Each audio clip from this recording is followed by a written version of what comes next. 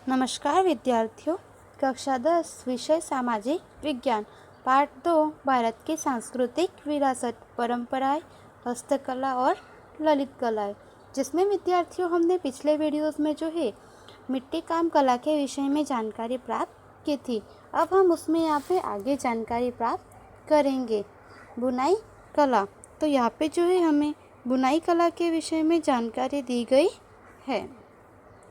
रुई की पुनी में से रेशा को खींचने के साथ ऐंठ कर लंबा धागा बनाने की कला को कताई कहते हैं। तो यहाँ पे हमें बताया है कि हम कताई किसे कहते हैं। तो रुई की जो पुनी होती है उसमें से रेशे को खींचकर उसके साथ एक ऐंठ कर जो लंबा धागा खींचा जाता है और उस लंबे धागे को जो बनाने की कला है उसे हम कताई कहते हैं। महात्मा गांधी जी ने कताई बुनाई गृह उद्योग को विशेष महत्व देते हुए आज़ादी आंदोलन में उसे स्वदेशी और स्वावलंबन के साथ जोड़ करके एक इतिहास बनाया है।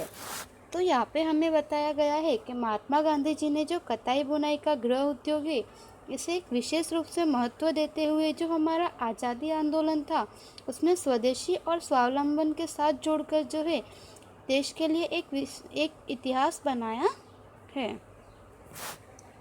हाथ बुनाई, प्राचीन समय से ही भारत वस्त्र विद्या के क्षेत्र में प्रसिद्ध है। तो यहाँ पे हमें बताया है कि प्राचीन समय से ही हमारा भारत देश जो है वह वस्त्र विद्या यानी कि जो कपड़े बनाने की कला वगैरह जो है उन सभी के क्षेत्र में प्रसिद्ध माना जाता है। ऐसा कहा जाता है कि ढाका की मलमल का थान अंगूठी में से निकल जाता था और दिया सलाई के डिब्बे में भी आ जाता था। तो इस तरह से यहाँ पे हमें बताया गया है कि प्राचीन समय से ही भारत जो है कपड़ों के क्षेत्र में जो है काफ़ी कुशल देश माना जाता है और प्रसिद्ध है। तो इस तरह से जो ढाका की मलमल का जो थान है वह अंगूठी में से निकल जाता था और दिया सलाई की जो डिब्बी है उसमें आ जाता था। कश्मीर सहित भारत में बनने वाला गालीचा, पाटन का पटोला, कांजीवरम और बनारसी साड़ियाँ, राजस्थानी बांधनी जैसे हाथ बुनाई के विशिष्ट कारीगरी के नमूने भारत की पहचान है। तो इस तरह से हमें यहाँ पे बताया है कि कश्मीर सहित जो भारत में बनाया जाता है गालीचा, फिर पाटन का पटोला जो विश्व विख्यात है, कांजीवरम और बनारसी साड़ियाँ जो है तथा राजस्थान के जो बांधनी है जैसे जो ये हाथ बुनाई के विशिष्ट कारीगर है ये हमारे भारत की पहचान है। तो यहाँ पे विद्यार्थियों हमें जो है हाथ बुनाई का जो गलीचा है उसके विषय में यह चित्र बताया गया है। गुजरात में सोलंकी युग के स्वर्णकाल दौरान उस समय की राजधानी पाटन में अनेक कारीगर आकर बसे। उनकी कारीगरी और कौशल के कारण विशेष करके पाटन का पटोला जग विख्यात बना। तो यहाँ पे हमें बताया है कि गुजरात में जब सोलंकी युग के स्वर्णकाल का समय था उस दौरान जो है उस समय जो थी वहाँ की राजधानी पाटन थी जहाँ पे अनेक कारीगर आकर बसे और उनकी जो कारीगरी और कुशलता थी जिसके कारण जो है पाटन का पटोला जो है यह जगत विख्यात यानी विश्व विख्यात बना। पाटन की यह कारीगरी लगभग 850 वर्ष से अधिक प्राचीन मानी जाती है।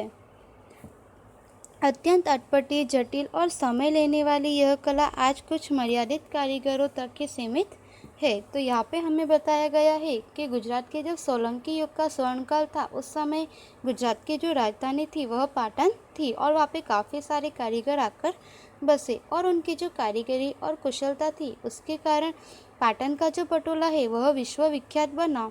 और पाटन की यह कारीगरी जो है यह 850 वर्षों से अधिक प्राचीन मानी जाती है और यह जो है काफ़ी अजीब, जटिल और समय लेने वाली जो यह कला है यह कुछ अब मर्यादित कारीगरों तक ही सीमित रही हुई है।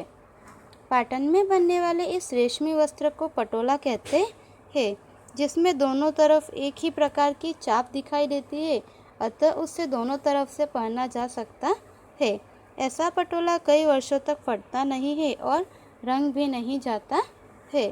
तो यहाँ पे हमें बताया गया है कि पाटन में बनने वाला यह जो पाटन का पटोला है यह रेशमी वस्त्र को जो है वह पाटन का पटोला कहते है और इसमें जो है दोनों तरफ एक ही तरह की चाप होती है, तो उसे दोनों तरफ से पहना जा सकता है। और यह जो पटोला है यह काफ़ी वर्षों तक चलता है, यह फटता नहीं है और ना ही इसमें से रंग जाता है। इसलिए गुजराती में एक कहावत प्रचलित है कि पड़े पटोले भात फाटे पर फीटे नहीं। तो यहाँ पे बताया है कि इसलिए जो है गुजरात की एक कहावत प्रचलित है, मतलब कि पड़ी पटोले भात पर फाटे पर फीटे नहीं, मतलब कि जो पाटन का पटोला है यह फटता नहीं है।